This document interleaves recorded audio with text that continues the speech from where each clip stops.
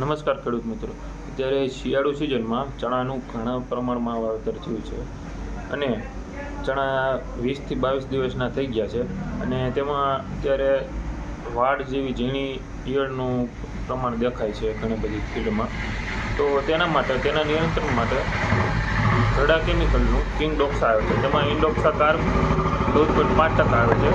તે પંપે 15 ml નાખીને છંટકાવ કરવાથી ઈયળમાં ઘણું સારું રિઝલ્ટ મળે છે અને ઘણા બધા ખેડૂતને સુકારાનું પ્રમાણ પણ દેખાય છે. જે પાંદડા ગુલાબી કલરના થઈ જાય છે ચણામાં.